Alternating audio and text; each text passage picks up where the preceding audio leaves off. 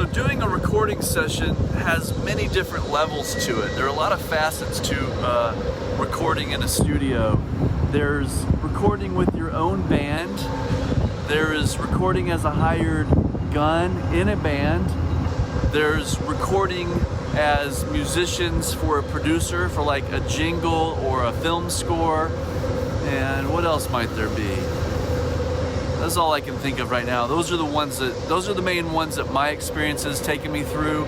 So when you're recording in a studio with your own band, there are two different versions of that scenario.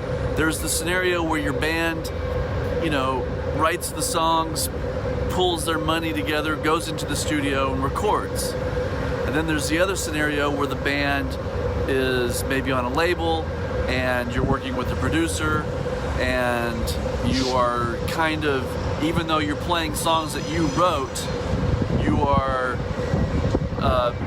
having to do what the producer says to you. So that's a different scenario, and a lot of times that gets bands into trouble because you have your songs down the way that you like to record them, and then the producer comes in, and even if they do something as simple as change the tempo or change the form of the song, or a lot of times they make your band play with a click, and a lot of times an original rock band or an original group is not used to doing that. So all of a sudden things become very foreign in that situation. So when you're in a band situation, you've got a couple different scenarios that you need to think about, and one of them is just, can you play with the click? Are you that kind of band that wants to play with the click? And if you don't, you've got to make sure that the producer understands that, and that's a whole thing. I've done a lot of that. That was the first decade of my career, was recording in scenarios with an original band and also an original band with producers. Luckily, everyone in the band understood how to play with the click, but we had to learn how to play with the click in those early days. That was back in the 90s for me. The last 18 years or so, I've been playing more as a side man, so I'll do either jingle sessions or being in a rhythm section that's hired to back an artist, or most recently, and this happens a lot as well, getting hired to come in and play with a band that just needs a drummer for the session. Sometimes, it's weird, sometimes the drummer is the first person to get cut by a producer, because the drums are so particular in the consistency and the time and everything. Luckily, I don't have to replace drummers in bands very often. So this most recent scenario was a situation where the band doesn't play live with the drummer, but when they were going to do their record, they decided that they want to have a drummer on the record. And the last record they did, they hired a drummer from town in Chicago. In fact, Chicago. You see it behind me. Here it is.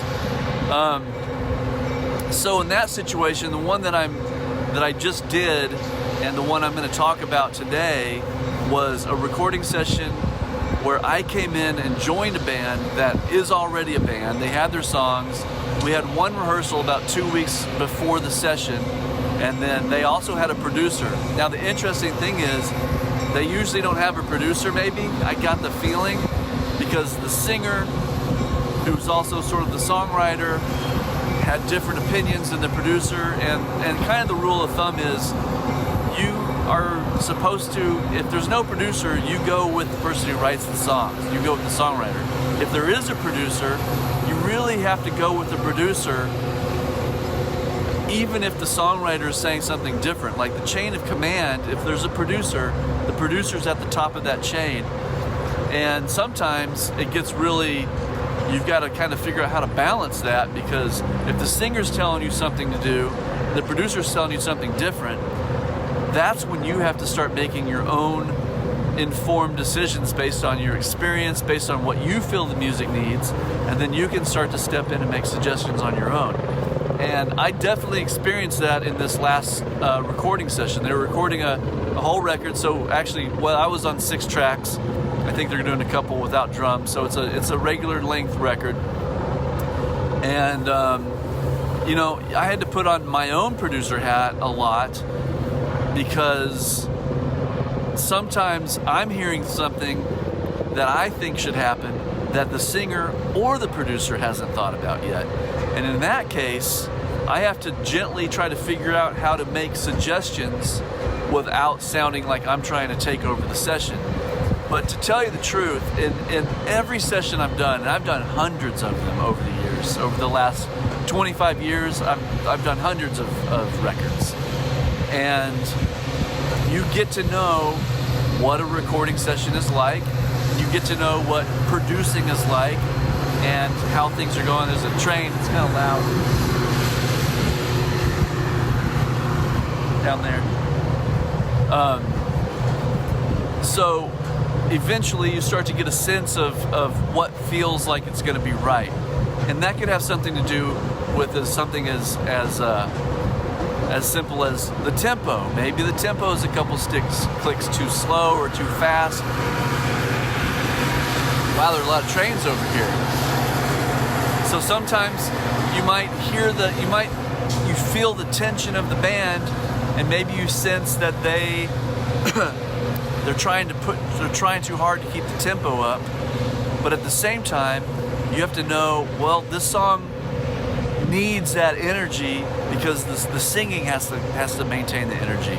So you've got to have a little powwow with the band and be like, you know, we need to really play on top, or really push this stuff, you know, really lock into me. I'm going to be holding it together. Or you might have a feeling like the singer is trying too hard to get her lyrics in, or his lyrics in, and you might make a suggestion that it feels like it's a little too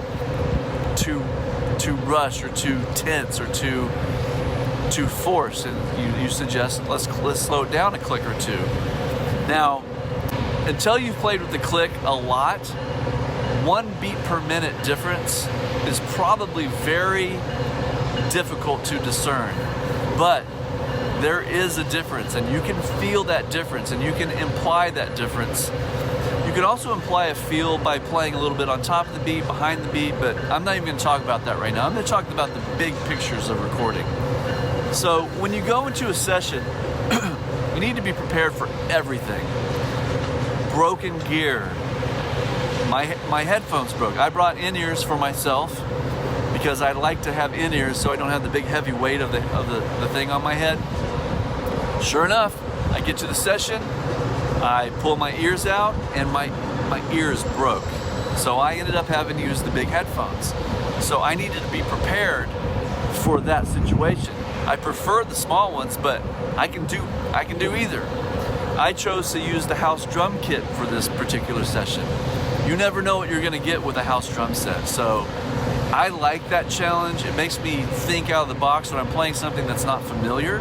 So I enjoy playing on things that aren't familiar. As long as I can get them tuned to sound right for the music, I'm good. So I had that scenario, and it just so happens that it was a Sonar drum set. Sonar drum sets have different drum keys, so I had to figure out that because I didn't have a Sonar drum key. Luckily the studio did. The heads on the kit were super thick, so I had to tune them differently than I normally would. I had to tune the toms to sound good with the music.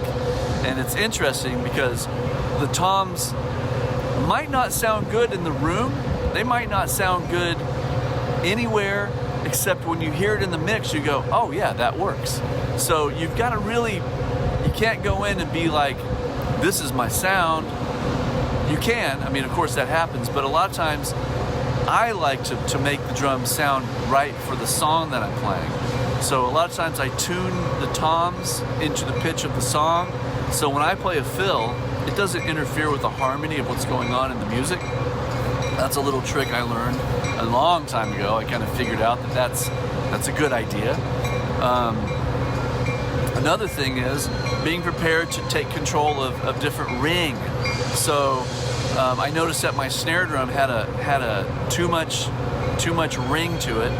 So I did a little gaff tape trick where you take a piece of gaff tape, you fold it in half like this and like this, you stick it down on the drums, If you just put a piece of tape flat on your drum, it's not going to change anything because the tape is going to vibrate the same right with the head of the drum. You got to have the tape flat with a piece that goes up like this. That piece that goes up, when you hit the drum, that thing is what's going to stop the resonance of the drum. The drum's going up and down, you've got this piece of tape wiggling, that changes the resonance. So I'll show you a little picture of that because I had to do that on this drum. And then there was a little bit of a high ping in the snare drum, and all I had to do was just loosen one of the lugs just a little bit, and it took that ping right out, and all of a sudden, within seconds, the drum sounded perfect for the session. And it was very simple changes. 2 pieces of gaff tape, a little detuning on one of the lugs, change the tension of the snares a little bit. I like to think of the snare tension as sort of the reverb of the snare. So if you loosen the snares a little bit, you get that. And if you tighten the snares, it becomes shorter, snappier, shorter, more staccato sound, or a little bit of depth to it. So it depends on the tempo for me on how tight I make the snare drum. If we're playing a slow song, unless it's like a tight R&B soul kind of song, in which case I would have the snare really tight. But if it's like a slower rock kind of song, I'll loosen the snares a little bit so I get a little bit of that breath, that reverb from the actual drum, the fake reverb of the snares buzzing for a little longer. Just kind of makes it fill up the sound a little more. It's really great.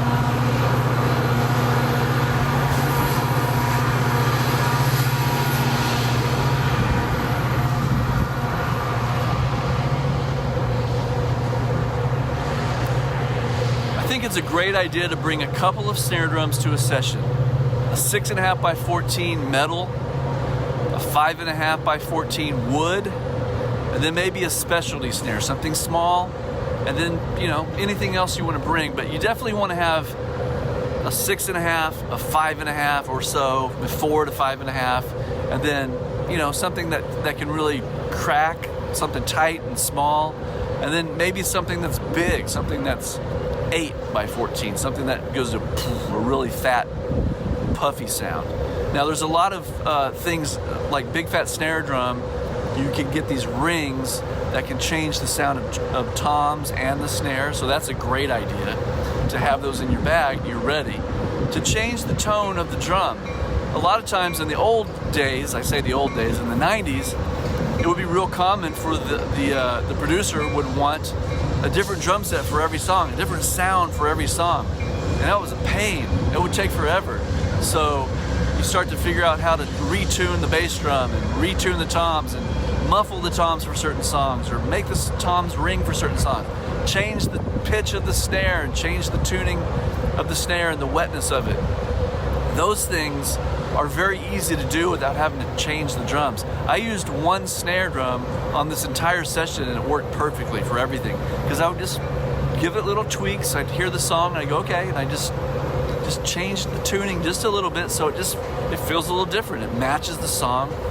And a lot of times when I'm playing on records, I want the drums to just sit in the mix, and I don't want you to notice the drums. I want you to feel it. But I don't want the drums to stand out particularly, especially on like a pop record. So I'm really conscious of tuning the things to kind of fit right into the mix, right into the key of the song, and that has worked great for me. Another thing is, being very comfortable in a studio only happens from being in a studio a lot. Now, a lot of gigs these days, church gigs, you're gonna have headphones or in-ears, you're playing to a click, so younger people are getting used to playing with a click a whole lot more than they used to be. When you're comfortable playing with a click, and you're comfortable with different styles of music, a recording session can be really pretty painless. Now, you want to be very comfortable in the studio, and because everything is under a microscope, you really have to be able to pay attention to what you're doing and what everyone else is doing and how everything's working together. A very common phrase is after a take, the producer or the engineer might say, "confessions," and that's when everyone fesses up. That's when you say, I need to go back and punch verse 2, or the groove didn't feel very good going into the bridge, or we really need to get the pocket happening from the beginning of the song. It just didn't feel like it settled until the verse or whatever. And so you have to really sort of have this producer mentality while you are doing the recording. That way you can help make sure the session is going to be good. Because once you leave, they're stuck with what you gave them. And you know, if you try to sneak it by and hope no one heard that, well, they're going to hear it eventually. So you have to really be honest and really be paying attention with your ears to what you did in that take. So you can either go back, because a lot of times, in my opinion, drums should be first note to last, one take. It drives me crazy when someone has taken several takes of a drum track. I love when a producer says, we didn't have to do any comps on your tracks. That's awesome, because I don't want my drums chopped up. I want my ideas the trajectory of my ideas should last first note to last, not here's the verse, copy paste, here's the chorus, copy paste.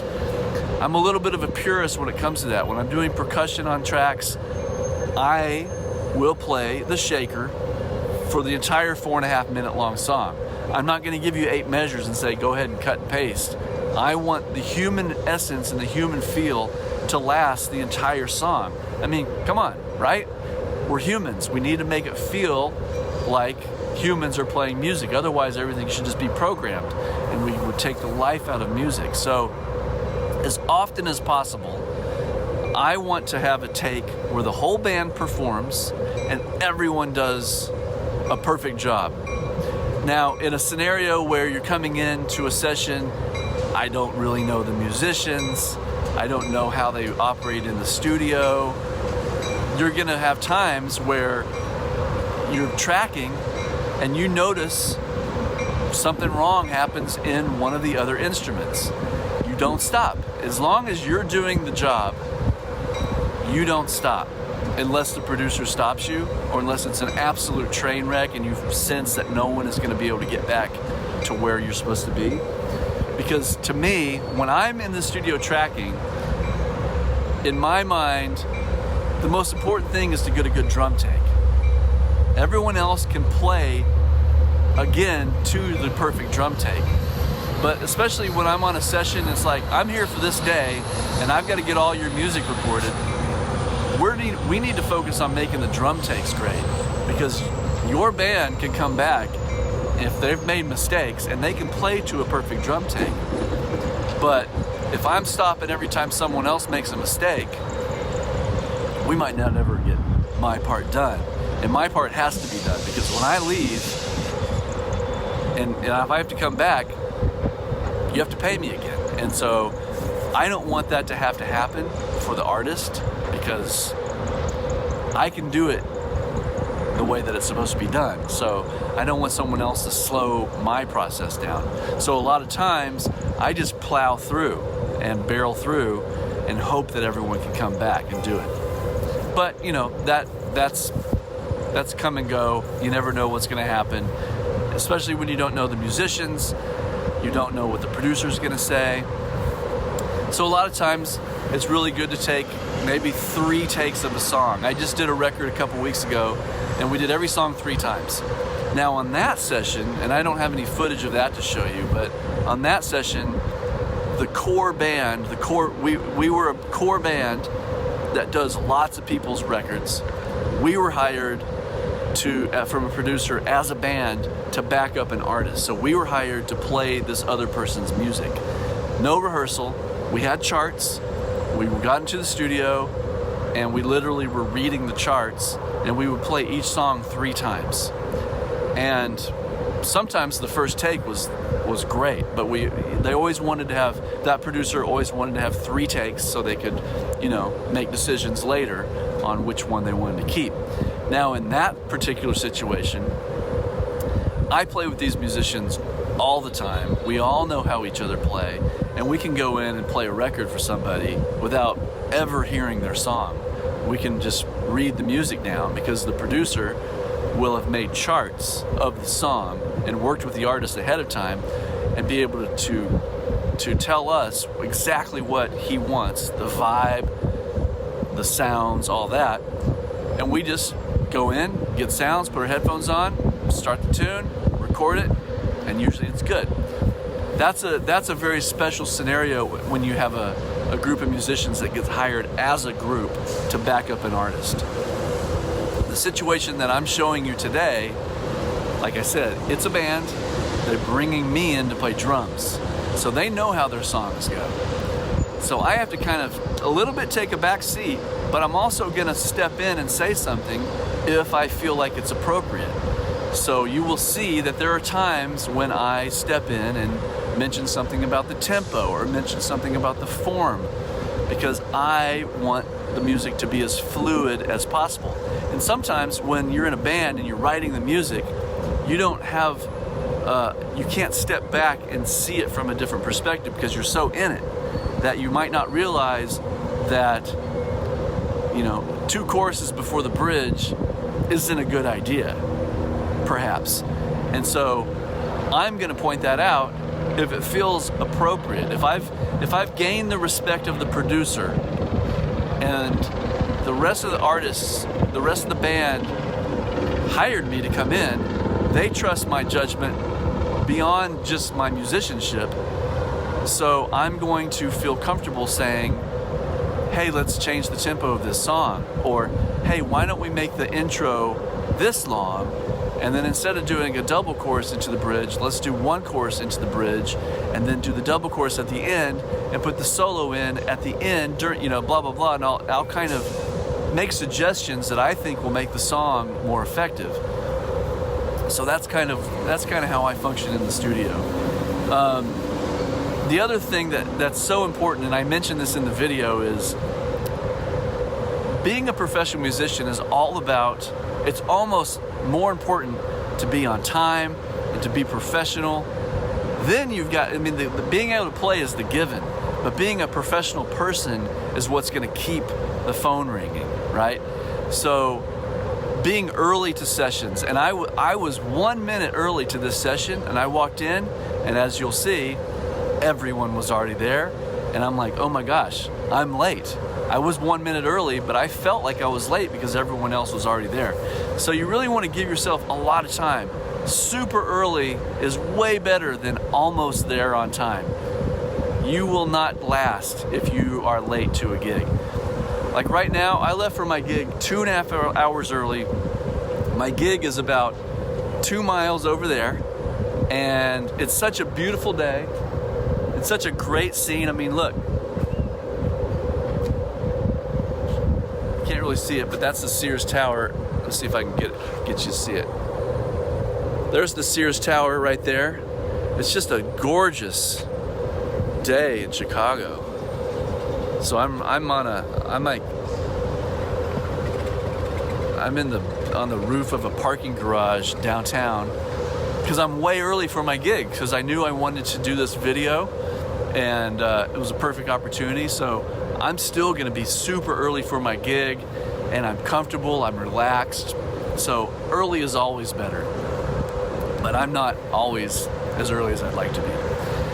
The other thing is staying with the pace. You know, I'm just going to go ahead and say it. Stay at the pace of the people who are paying you, right? So if it's break time and the person paying the bill has finished eating and they're ready to get back, you're finished eating too. It doesn't matter how much food you have left.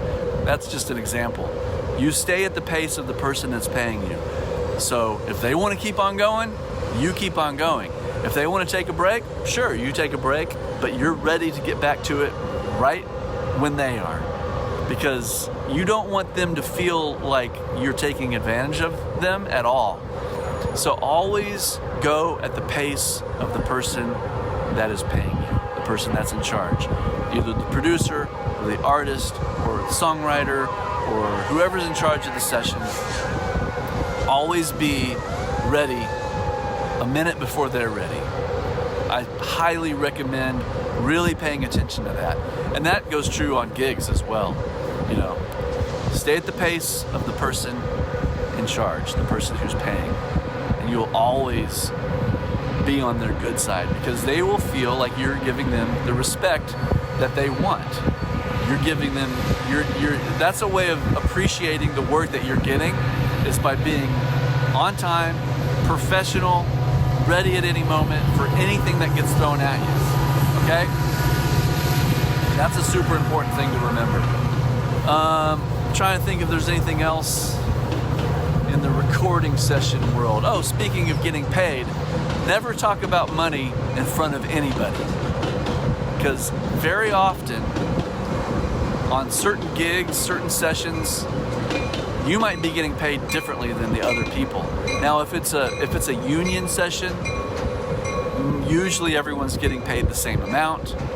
But a lot of times, I have my particular fee.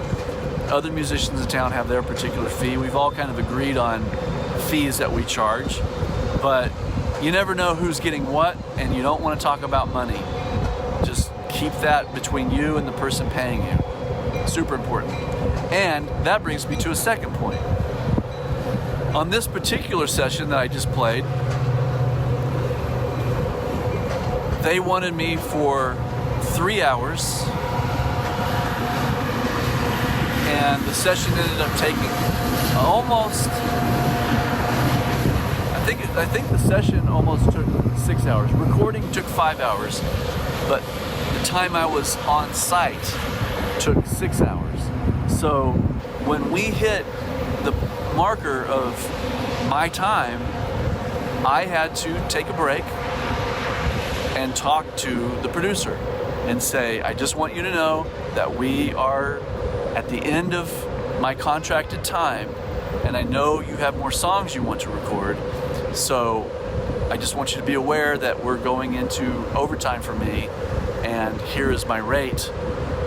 Are we good, or do we need to stop and schedule me to come in another day, or whatever? But you want to have that conversation. Usually you want to have that conversation ahead of time, like, yes, I can do your session, this is what I charge, and if we go over that time, this is what I charge per hour. And the way that I do things is I have a per hour charge and I have a per song charge, whichever is greater. So if we do 5 songs and it takes 3 hours, then I'm going to get paid for playing 5 songs. If we play 1 song and it takes 6 hours, then I'm going to get paid for being there for 6 hours. So I have a rate per song and a rate per hour, whichever is greater. That's how I work my sessions. Sometimes when I go into overtime beyond the hours that I promised to be there, sometimes it's just the same rate. Sometimes I say I'll do it for half my rate or whatever. But you really want the client to know what you're doing before you get there, so there's no surprises. And also, they're not thinking about the clock, they're thinking about the music. So we hit my time. I said, we're at the end here, do you want to keep going? Here's what we need to do. And you're totally pro about it, and it's no big deal. You don't want to hem and haw and be like, well, we're kind of done, I kind of need to go, but I need to make some more money. None of that. You just say, we're in overtime, this is my rate, do you want me to stay, do you want to reschedule, let me know what you want to do, but we're at the time where we've agreed that I would be here. It's super important. Business, music business. There's always been this crazy thing about music and business not being able to be related, but being an artist is being an artist. It has nothing to do with being a business person. Being an artist is in you. That's your soul. That's how you express yourself. That's the music inside of you that you bring out. That's why people hire you, because of your artistry. The business is making sure that your artistry is being compensated so you can continue to do it. You want to make a living so you can continue to be an artist. But the place that it gets messy, I think, for people is when you're playing, you're catering, and even this is a silly idea. If you get hired by a producer to do a record, you're going to do whatever that producer needs you to do, right? So this record I just did was a children's album. I'm not going to go in there and demand that I play a bunch of crazy licks and a lot of weird polymetric coordination stuff. No, I'm going to go in and play a gentle samba.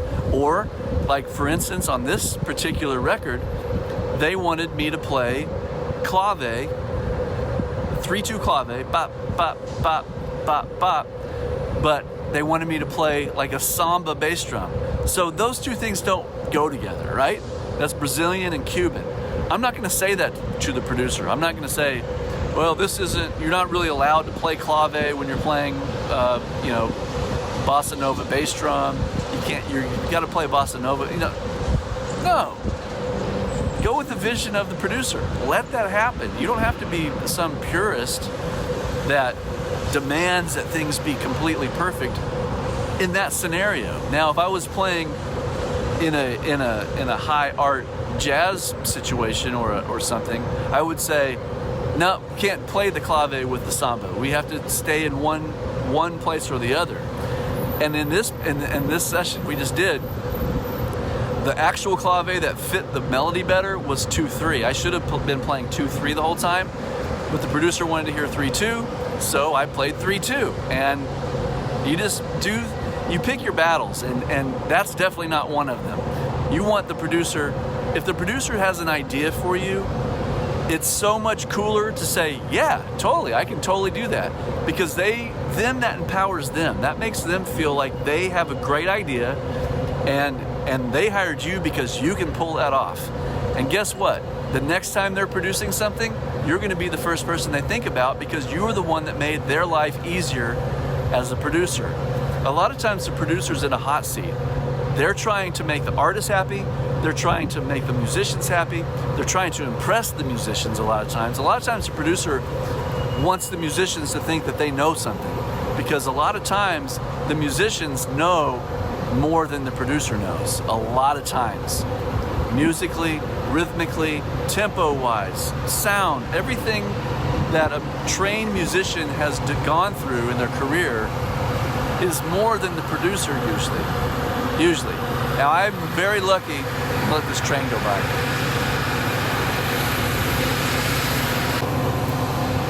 Once again, I've been very lucky to work with producers in Chicago who I have the utmost respect for. They know so much. They know way more than me about every single detail of the music. They can hear more complex harmony than I can hear. They understand rhythm more complexly. They understand tones. They understand engineering. They understand all the aspects of actually being a real producer. That is an amazing experience, because when you're working with someone who completely understands all the details of what they want and can express that in musical terminology, there's nothing better, because they hired you because they trust you, and they're going to tell you exactly what to do on a level that you can appreciate, so you get to actually be the artist that you know you are, and everything's a beautiful situation.